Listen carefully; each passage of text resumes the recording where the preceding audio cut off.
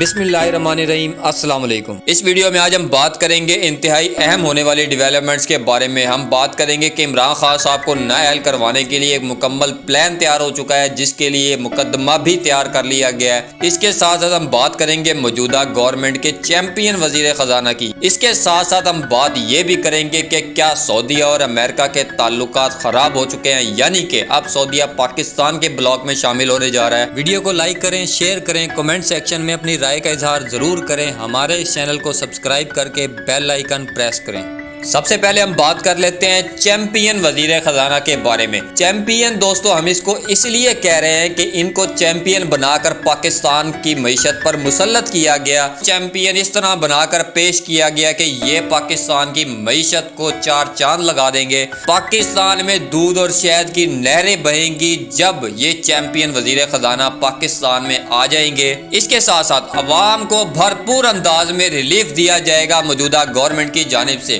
لیکن ہوا کچھ اس طرح سے کہ موجودہ چیمپئن وزیر خزانہ نے پاکستان میں آ کر وزیر خزانہ کا حلف اٹھانے کے بعد سب سے پہلے انڈسٹریز کو سستی بجلی فراہم کی، جبکہ انہیں آ کر پاکستانی عوام کو یہ ریلیف دینا چاہیے تھا۔ جب یہ چیمپئن وزیر خزانہ پاکستان پہنچے تو انہوں نے آ کر سب سے پہلے دعویٰ یہ کیا کہ ڈالر نیچے آ رہا ہے، جس کی بڑی وجہ یہ ہے کہ اسحاق ڈار پاکستان پہنچ چکا ہے۔ مگر ہوا اس کے برعکس کہ اب جبکہ ان کی آئی ایم ایف سے کوئی ڈیل نہیں بن رہی، یعنی کہ آئی ایم ایف ان کی بات سننے کو تیار نہیں ہے۔ آئی ایم ایف نے صاف الفاظ میں کہہ دیا ہے کہ جب تک گورنمنٹ چینج ہو کر، یعنی کہ نئی اور مستقل گورنمنٹ نہیں آ جاتی، تب تک پاکستان کے ساتھ کوئی معاہدہ نہیں کیا جائے گا۔ آئی ایم ایف کے انکار کے بعد دن رات ڈالر کی قیمت میں اضافہ ہو رہا ہے، پاکستانی روپیہ نیچے جا رہا ہے، اور یہ تمام کارکردگی ہمارے چیمپئن وزیر خزانہ اسحاق ڈار صاحب کی ہے۔ 5 سال پہلے جب نون لیگ کی گورنمنٹ تھی اور نواز شریف صاحب نااہل ہو گئے تو اس کے بعد یہ چیمپئن وزیر خزانہ پاکستان سے فرار ہو گئے،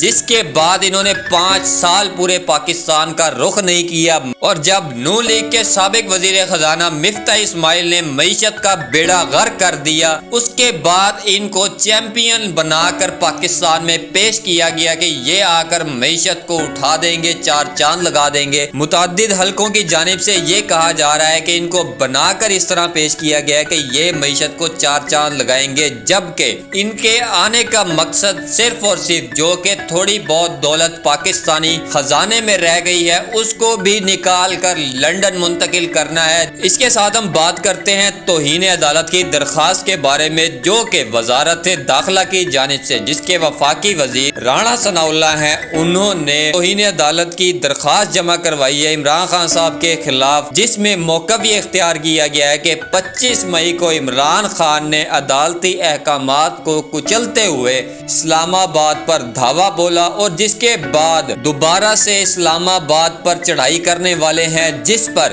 عدالت ایکشن لے، اور پہلے جو خلاف ورزیاں کی گئی ہیں اس میں توہین عدالت کے مرکب ہوئے ہیں عمران خان صاحب۔ اسی لیے موقف یہ اختیار کیا گیا ہے اس درخواست میں کہ عمران خان صاحب کے خلاف توہین عدالت کی مکمل کارروائی کی جائے۔ عمران خان صاحب نے جب سے آزادی مارچ کا اعلان کیا ہے اس وقت سے لے کر اب تک رانا ثناء اللہ اور عمران خان صاحب کے درمیان میں لفظی جنگ اب تک چلتی رہی ہے، کہ جس کے بعد وزارت داخلہ نے یہ درخواست عدالت میں جمع کروائی ہے، جس کی سربراہی chief justice of Pakistan justice Umar Ata Bandial کریں گے، جن کے ساتھ 4 رکنی بینچ ہوگا، اور اس میں فیصلہ کیا جائے گا کہ 25 مئی کو جو کہ عمران خان صاحب اسلام آباد کی جانب مارچ لے کر آئے تھے، اس میں کیا توہین عدالت کی گئی ہے یا نہیں کی گئی، اس کے کیا حقائق ہیں۔ اس کے بعد عدالت اس بات کا فیصلہ کرے گی کیا عمران خان صاحب کو توہین عدالت کیس میں کوئی سزا سنائی جائے، یعنی کہ اگر عمران خان صاحب کو کچھ بھی سزا ہوتی ہے تو عمران خان صاحب کو نااہل کیا جا سکتا ہے۔ آپ سب کو یاد ہوگا کہ اس سے پہلے عمران خان صاحب کے خلاف توہین عدالت کا ایک مقدمہ درج کیا گیا تھا، جس میں دہشت گردی کی دفعات بھی شامل کی گئی تھی، مگر بعد میں دہشت گردی کی عدالت نے وہ دہشت گردی کی دفعات اس میں سے ختم کرنے کا حکم دیا، جس کے بعد اس کو ختم کر دیا گیا۔ تب جا کر عمران خان صاحب کے خلاف توہین عدالت کا کیس چلا، جس میں عمران خان صاحب نے جج صاحبہ کے پاس جا کر معافی مانگی، جس کے بعد اسلام آباد ہائی کورٹ کے چیف جسٹس अतर मिनल्ला साहब ने इमरान खान साहब का ये केस खत्म कर दिया, यानी कि इमरान खान साहब को बरी कर दिया। मगर इसके बाद अब दोबारा से इमरान खान साहब के खिलाफ तौहीन अदालत की एक दरख्वास्त दायर की गई है, जिसकी सरबराही इस मरतबा chief justice of Pakistan justice Umar Ata Bandial कर रहे हैं। राणा सनाउल्लाह और मौजूदा गवर्नमेंट इमरान खान साहब को इस केस में नाअहल करवाने में कामयाब हो जाती है,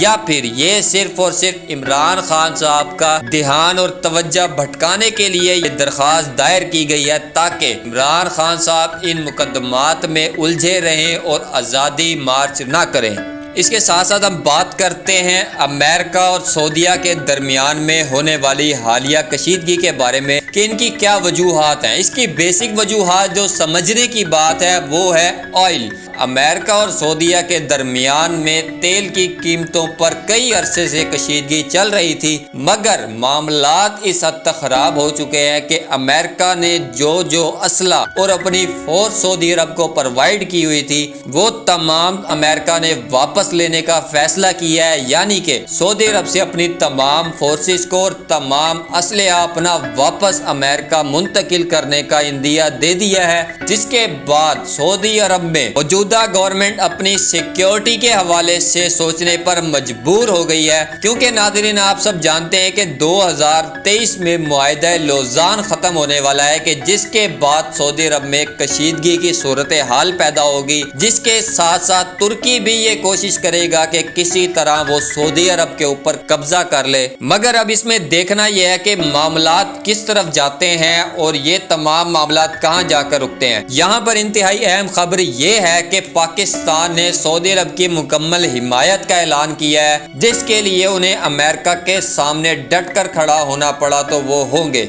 इसके साथ साथ सऊदी अरब को भी इस वक्त किसी ऐसी क़यादत की जरूरत है जैसे कि पाकिस्तान में इमरान खान साहब थे, जो कि अमेरिका को आंखें दिखा सकते थे, उनके सामने डट कर खड़े होते थे और उनका मुकाबला करने के लिए हर वक्त तैयार रहते थे। कहा यह जा रहा है कि सऊदी अरब ने फैसला किया है कि पाकिस्तान से फोर्सेस और सिक्योरिटी मंगवाई जाए, कि जब अमेरिका अपनी फोर्सेस को सऊदी अरब से निकाल लेगा उसके बाद पाकिस्तान से मदद तलब की जाएगी। और पाकिस्तान ने भी मदद करने का भरपूर इंदिया दे दिया है कि सऊदी अरब हमारा बरादर इस्लामी मुल्क है, जिसका साथ पाकिस्तान किसी सूरत नहीं छोड़ सकता। इसके साथ साथ आप सब भी जानते हैं कि मुसलमानों के मुकद्दस मकामात सऊदी अरब में वाक़े हैं, और इसके अलावा सऊदी अरब की एक तारीखी हैसियत भी है। अहम इत्तला ये भी है कि सऊदी अरब के जो इस वक्त वली अहद हैं शहजादा मोहम्मद बिन सलमान, उनके एक चचाजाद भाई हैं, उन्होंने अमेरिका के खिलाफ खुल्लम खुल्ला जिहाद का ऐलान किया है। और उनका मजीद ये कहना था कि हम किसी सूरत अमेरिका की गुलामी कबूल नहीं करेंगे, हमें अगर शहीद भी होना पड़ा तो हम होंगे, जिहाद करेंगे अमेरिका के खिलाफ। सऊदी अरब में भी इस हवाले से तहरीक की लहर उठ चुकी है, कि जिसके बाद अब लगता नहीं कि सऊदी अरब और अमेरिका के दरमियान मामलात दोबारा से पहले वाले स्टेज पर कायम हो सकेंगे, यानी कि अब ये चांसेस बहुत कम है कि दोबारा से अमेरिका और सऊदी अरब के दरमियान में कोई मुआहिदा हो सकता है। मामलात इंतहाई आखिरी स्टेज पर पहुंच चुके हैं, कि जिसके बाद नजर ये आता है कि वापसी की गुंजाइश बिल्कुल नहीं है। तमाम हकाइक आपके सामने है। हमें दीजिए इजाजत, आपसे मुलाकात होगी इंशाल्लाह नेक्स्ट वीडियो में। अल्लाह हाफिज।